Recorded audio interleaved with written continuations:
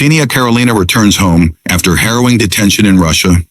After spending over a year behind bars in Russia on a harsh 12-year sentence for treason, Ksenia Karelina is finally back on American soil, and her homecoming was nothing short of emotional. Late Thursday night, the Russian-American woman touched down at Joint Base Andrews in Maryland. As she stepped off the plane, she was met with tearful embraces from her fiancé, Chris Van Heerden, and a close friend who had anxiously awaited this moment. For them, it was a reunion that felt like a miracle.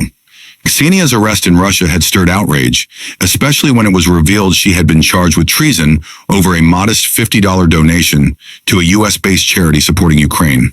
What many saw as a small act of compassion had turned her life upside down. Her freedom came as part of a high-stakes prisoner swap between the United States and Russia. In exchange for Karelina, the U.S. handed over Arthur Petrov, a dual Russian-German national who had been facing serious charges including smuggling, wire fraud, and laundering funds tied to military equipment bound for Russia.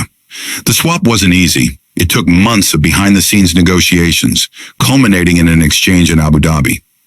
CIA Director John Ratcliffe played a pivotal role, alongside diplomatic discussions that involved one of Vladimir Putin's closest advisors. It was a rare and delicate moment of cooperation between two global powers at odds. Ksenia, an amateur ballerina and a U.S. citizen since 2021, had traveled to Russia in early 2024 to visit her aging grandmother and other family members. It was meant to be a 2-week trip. Instead, it turned into a nightmare when she was arrested and later convicted in a secretive trial in the same Russian court that previously sentenced Wall Street Journal reporter Evan Gershkovich. Her fiancé, Van Heerden, a former boxing champion, was overwhelmed with joy upon hearing the news of her return.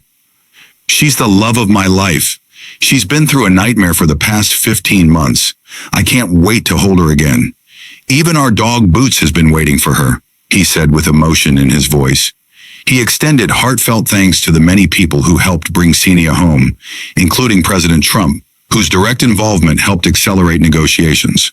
Special Envoy Steve Witkoff, Hostage Affairs Advisor Adam Bowler, UFC CEO Dana White, and filmmaker Peter Berg were also credited with pushing Karelina's case to the top of the priority list.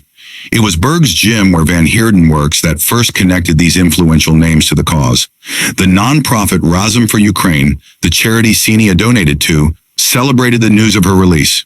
They called the Russian case against her a farce from the very beginning and said they wouldn't stop advocating until all unjustly imprisoned Americans and Ukrainians are freed. Karelina's release is the second such case since President Trump's return to office. In February, Mark Fogel, an American teacher held in Russia for over 3 years, was also freed in another swap deal. According to officials, these successful exchanges are building trust and opening up more opportunities to bring home wrongfully detained Americans. But the fight isn't over. U.S. officials say they're currently monitoring the cases of more than half a dozen Americans still detained in Russia, including 72-year-old Stephen Hubbard, who was sentenced to nearly 7 years for allegedly fighting in Ukraine. For now, Ksenia's return is a rare bright spot in an otherwise tense chapter of U.S.-Russia relations.